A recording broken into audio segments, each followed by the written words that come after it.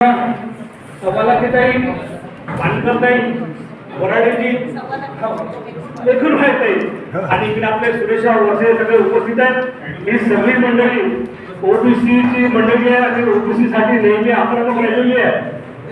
मुद्दा असा आहे की आज सर्व वर्तमानपत्रांमध्ये एक पुन्हा या राज्यामध्ये पेशवाई आणण्याचा आणि पेशवाईच्या हाती सत्ता असल्याचं ते दाखवण्यात आलेलं आहे आणि या पेशवाईच्या माध्यमातून सर्व ओबीसी आमच्या पाठीशी आहे असं काहीतरी चित्र दाखवण्याचा प्रयत्न झालेला आहे। पण वास्तविकता अशी आहे की ओबीसी संघटना बऱ्याचशा शहरांमध्ये या महाराष्ट्रामध्ये विदर्भामध्ये काम करत आहे। ते आपापल्या लेव्हलनी काम करत आहे। त्यांची कुठल्याही पक्षाशी बांधलेली की नाही हे मी स्पष्ट करू इच्छितो। त्यांचे जे काही प्रश्न असेल ते आपापल्या प्लॅटफॉर्मवरती सोडवण्याचा पूर्ण ते प्रयत्न करत आहे। परंतु या राज्यामध्ये एक चित्र असं एक तयार केलेलं आहे की काही ओबीसी संघटना आमच्या पाठीशी आहे आणि आता खरं पाहिलं तर हे सगळे चौकशी करण्याचा विषय झालेला आहे। त्या जाहिरातीचा खर्च कुणी केलेला आहे, त्या जाहिरातीच्या पाठीशी कोण आहे आणि हा जो निर्णय झालेला असेल किंवा हे जी काही जाहिरात आलेली आहे या जाहिरातीसाठी त्यांनी कुठला असा निर्णय घेतलेला आहे आणि त्या निर्णयामध्ये संपूर्ण ओबीसीचे पदाधिकारी त्या संघटनेचे पदाधिकारी सामील होते का, सर्वांपतीने हा निर्णय घेतला आहे का, हा सुद्धा चौकशीचा मुद्दा आहे। आणि आमच्या असं लक्षात आलेलं आहे की असा कुठलाही निर्णय झालेला नाही। एकतर्फा एका व्यक्तीने आपल्या स्वार्थासाठी हा घेतलेला निर्णय आहे आणि या निर्णयाच्या विरोधामध्ये आज इथे प्रेस कॉन्फरन्स बोलवलेली आहे आणि आम्ही आमची स्पष्ट मते इथे देऊ इच्छितो की सर्व संघटना ज्या काही आहेत त्या जाहिरातीचं कुठलंही समर्थन करीत नाही। ते एकतर्फा असलेली जाहिरात आहे। कुठेतरी कुठल्या तरी राजकीय पक्षांनी आपल्या स्वार्थासाठी दिलेली ती जाहिरात आहे असं आम्ही समजतो। परंतु कुठली ओबीसी संघटना त्या संघटनेशी सहमत नाही, त्या जाहिरातीशी संबंधित नाही। कारण ओबीसीचे जे काही प्रश्न आहे तो आरक्षणाचा प्रश्न असो, क्रिमिलेअरचा प्रश्न असो, ओबीसी वसतिगृहाचा प्रश्न असो, हे सगळे प्रश्न प्रलंबित आहेत। अशा वेळी आम्ही कुठल्याही पक्षाचं आम्ही समर्थन करणार नाही किंवा करू इच्छित नाही। यानंतर लेकरूचे कल्पनाताई मानकर महाराष्ट्राच्या महिला इथे कल्पनाताई मानकर या राष्ट्रीय ओबीसी महासंघाच्या पदाधिकारी हैं, ते काही आपल्या बाजू स्पष्ट करते हैं। सर कहीं ना कहीं ये राजनीति षड्यंत्र तो नहीं है ओबीसीओ में फूट डालने की? ये तो 100 साल पहले से ये महाराष्ट्र में चल रहा है। शिवाजी के टाइम भी षड्यंत्र चल रहा था और अभी भी ये चल रहा है। और दुर्भाग्य की बात है कि इसमें ओबीसी को लपेटा जा रहा है और सबसे बड़ा नुकसान जो होने वाला है ओबीसी का होने वाला है।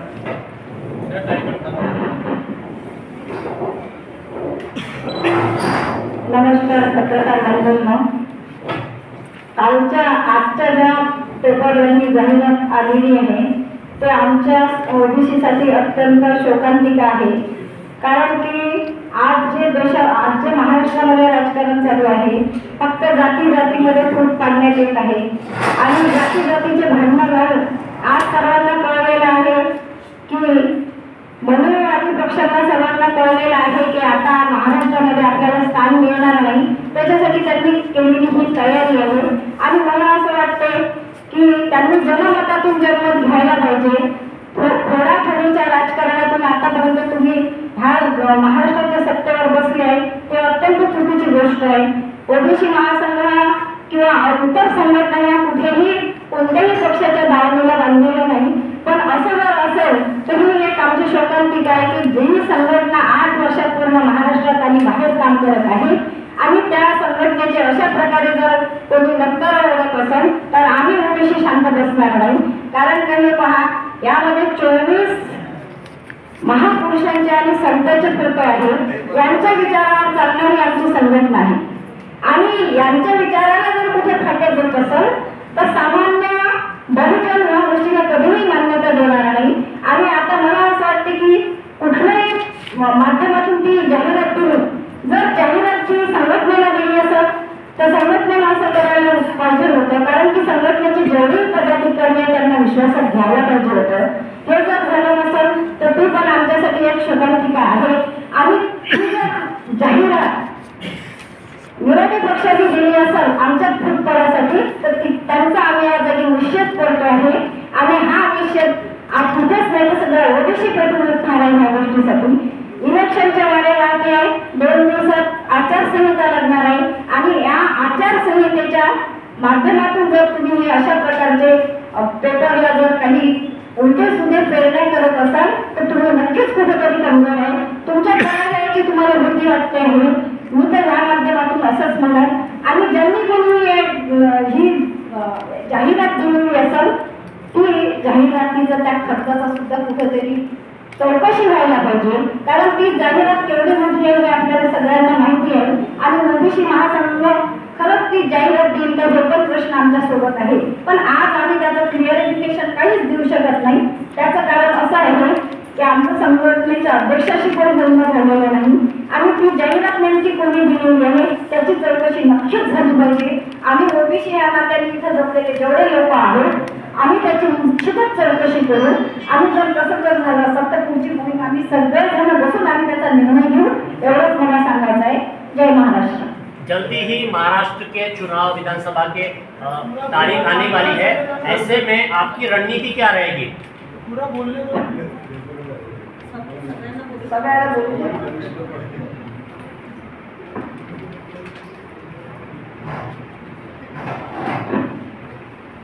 आज वर्तमानपत्राच्या माध्यमातून राष्ट्रीय ओबीसी महासंघाच्या नावावर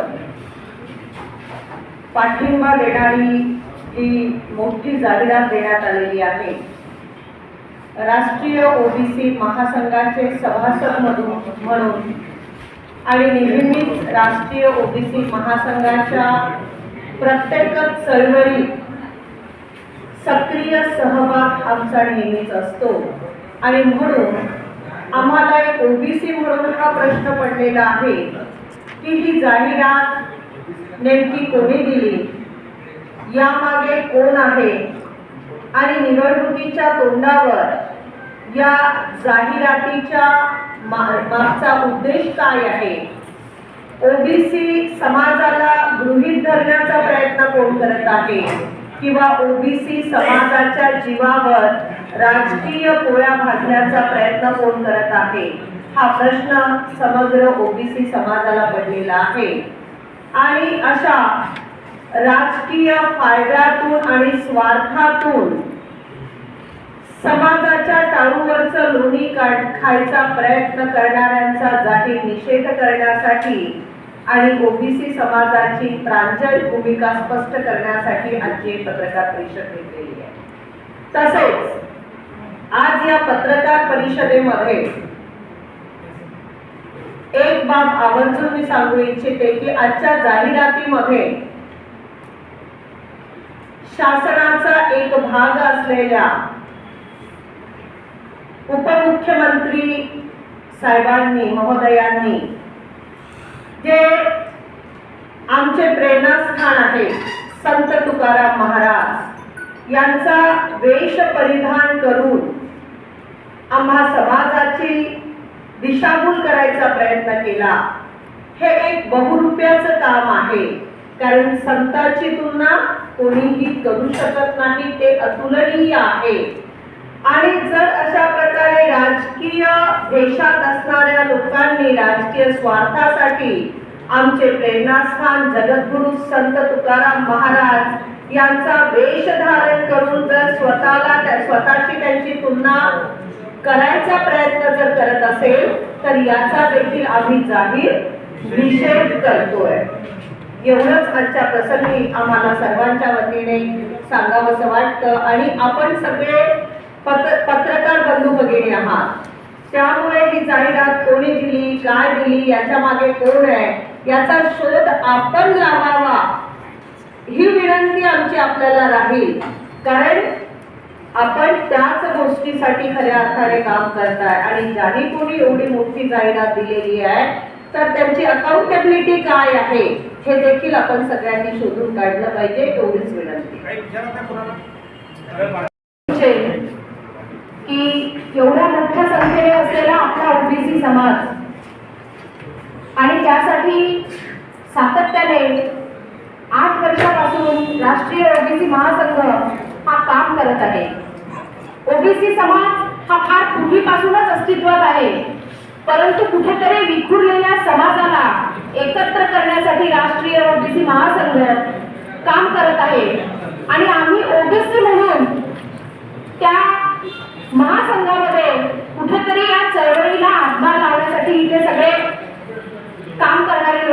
बसलेले आहोत. मला असं वाटतं की समाज हा एकत्र कशासाठी आला पाहिजे, तर त्या समाजाचे हक्क, त्या समाजाचे अधिकार हे त्यांना कळले पाहिजे.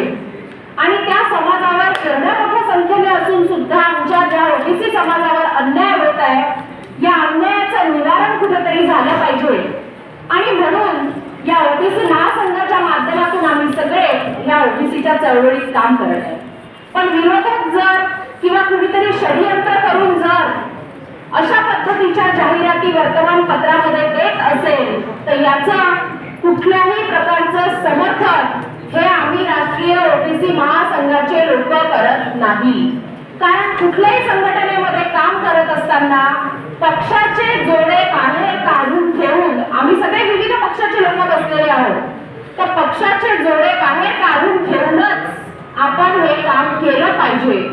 आणि अशा पद्धतीने एखाद्या संघटनेचा वापर जर एखादा राजकीय पक्ष करत असेल, तर निश्चितपणे त्या राजकीय पक्षाला धडा शिकवण्याची ताकद सुद्धा आमच्या ओबीसी समाजामध्ये आहे.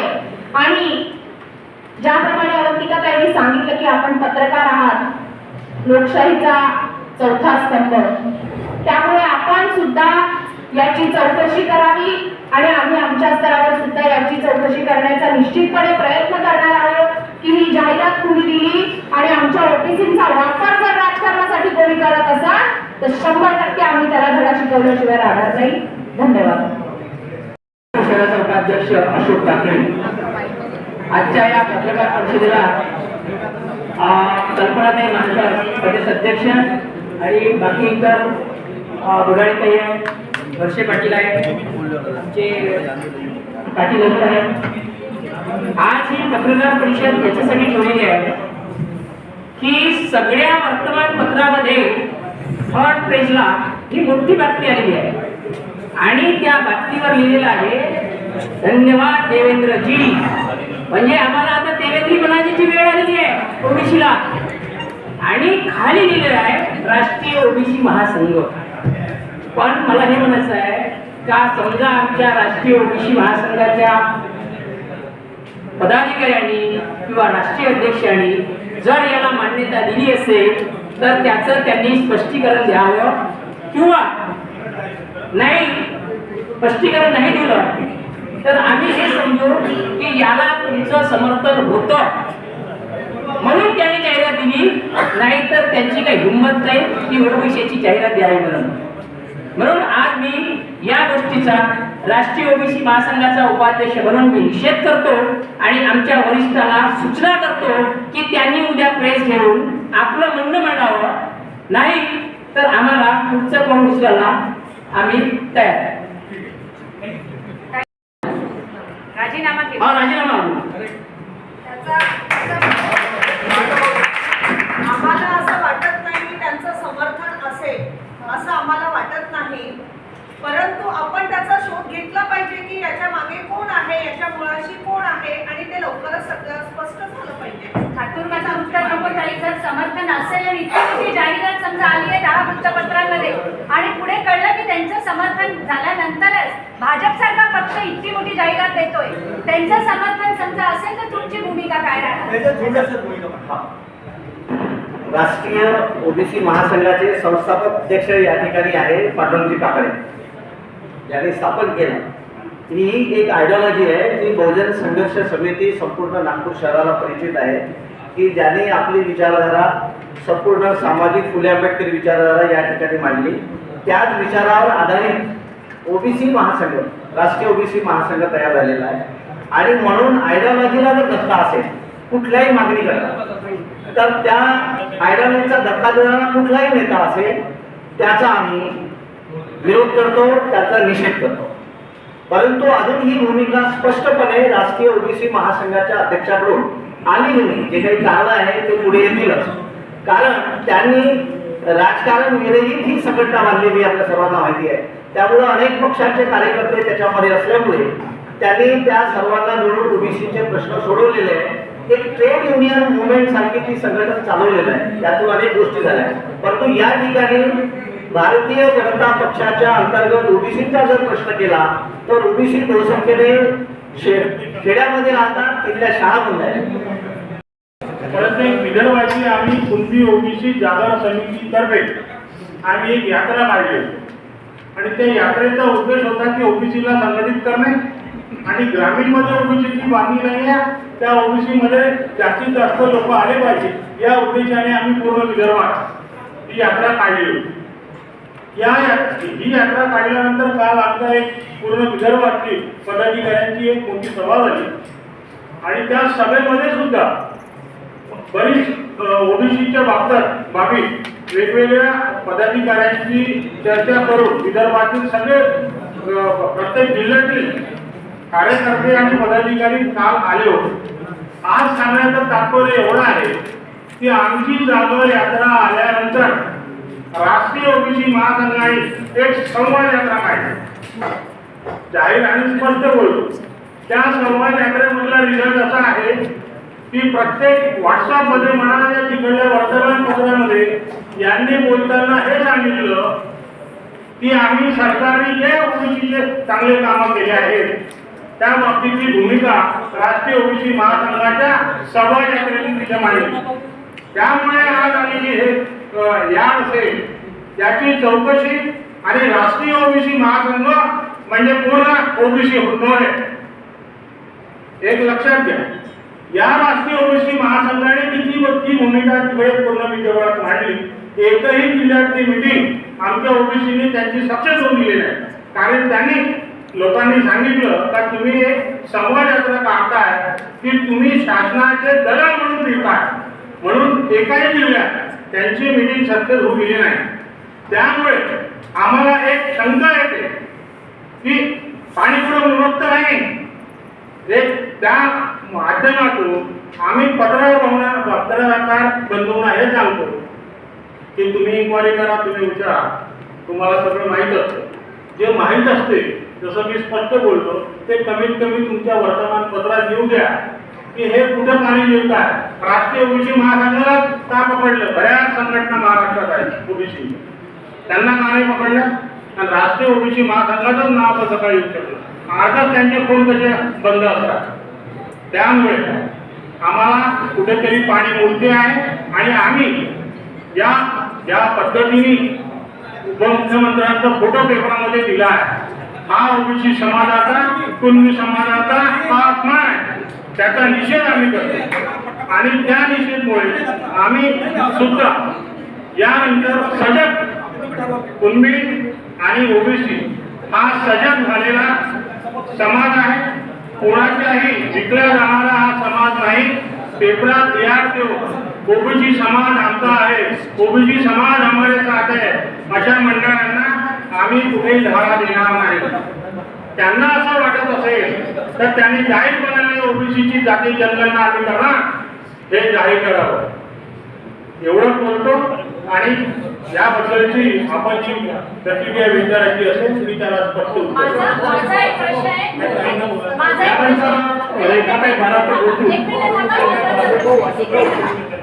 आठ विरुद्ध ओबीसी हा लढा झाला. ओबीसी भाजपच्या पाठीमागे उभे राहिला आणि निकाल भाजपच्या बाजूने लागला. तर तीच खेळी महाराष्ट्रात करण्याचा सुरू आहे असं तुम्हाला वाटतं का?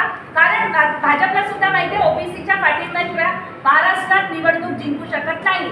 मग हरियाणाचा प्रयोग महाराष्ट्रात केला जात आहे असं तुम्हाला वाटतं का? बिलकुल. त्यांनी हरियाणा हे प्रॅक्टिकल तिथे केलं आणि त्यांच्या लक्षात आलं आहे की इथे त्यांची जागा नाही आहे, ते सत्तेमध्ये येऊ शकणार नाही. म्हणून त्यांनी इथे संघटनांमध्ये फूट पाडून काही संघटनांचा पाठिंबा मिळून निवडणूक जिंकायचा प्रयत्न करणार आहे. ते नॅचरल आहे, स्वाभाविक आहे. त्यांच्या लक्षात आलेलं आहे, रिपोर्ट असे केलेले आहे की महायुतीला कुठेही यश मिळणार नाही आहे. सगळे निगेटिव्ह रिपोर्ट्स आहेत. त्यामुळे त्यांची जमीन आता सरकलेली आहे. म्हणून त्यांनी असा निर्णय घेतलेला आहे की जे लोक त्यांच्या पाठीशी राहू शकतील अशा लोकांना पाठीशी घेऊन ते व्हॅलिटी असं तयार करून आले की संपूर्ण महाराष्ट्रातला ओबीसी माझ्या पाठीशी आहे. आता सांगितलं की राष्ट्रीय ओबीसी महासंघामध्ये संपूर्ण महाराष्ट्रातले ओबीसी होत नाही. इथे ओबीसीच्या 50 संघटना आहेत, त्यांचे स्वतंत्र विचार आहे. ते आपला स्वतंत्र विचारधारेनुसार विचार करतो. पण त्याचा चित्र तयार करत आहे की संपूर्ण ओबीसी माझ्या पाठीशी आहे आणि हे चुकीचा निर्णय आहे त्यांचा. हा त्याच्या अंगावर येऊ शकतो. महाराष्ट्र में 60% ओबीसी है और ये चुनाव का विषय नहीं है. लेकिन ओबीसी एक विचारधारा मानता है और वो जो उस विचारधारा का होगा उसी को मतदान करेगा। उसमें देखा जाएगा कि ये जो उम्मीदवार है ये पात्र है या नहीं है, ये अपने हित का है या नहीं है, ये देखकर ही ओबीसी वोटिंग करेगा। किसी जाहिरात पे ओबीसी वोटिंग नहीं करेगा।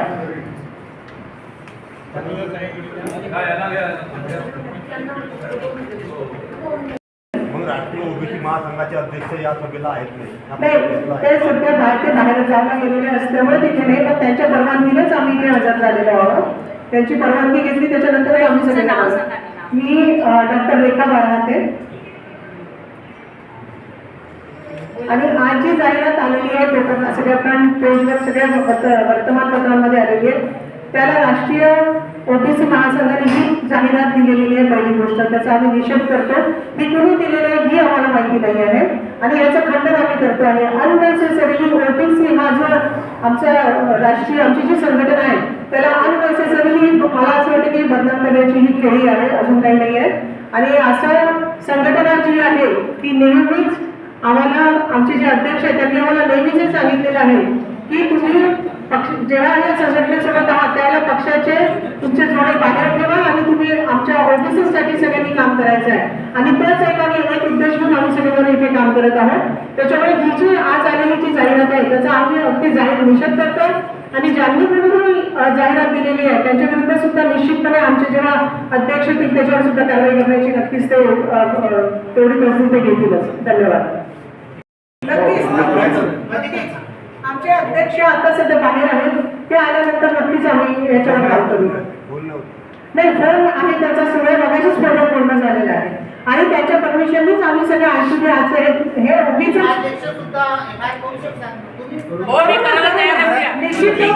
निश्चित करू आम्ही का नाही करणार. कारण अशा खोट्या जाहिराती दिवस जर तुम्ही करायला आम्ही एफआयआर आमच्या अध्यक्ष उद्या आम्ही ते आल्यानंतर आम्ही त्यांच्यासोबत एक चर्चा करून आम्ही नक्कीच करू याच्यावर काम करूच आम्ही. बाहेर चर्चा अशी चालू आहे की काँग्रेसची सगळे बसलेले आहेत आणि तुम्ही ओबीसी नाही आहेत, म्हणजे ओरिजिनल जे महासंघाचे लोक आहेत ते असे बोलत आहे. म्हणजे काय सांगाल तुम्ही? इथे जे आम्ही बसलेलो आहोत ते आम्ही ओबीसीचेच गेल्या 2014 पासून आम्ही काम करतोय ओबीसी संघटनेसाठी. आम्ही आतापर्यंत अनेक कार्यक्रम आमच्या ओबीसी संघटनेचे आम्ही घेतलेले आहेत. महिलांचे आम्ही भरपूर कार्यक्रम घेतलेले आहेत. त्याच्यामुळे असा हा जो आहे ही जी चर्चा ही मोठी चर्चा आहे.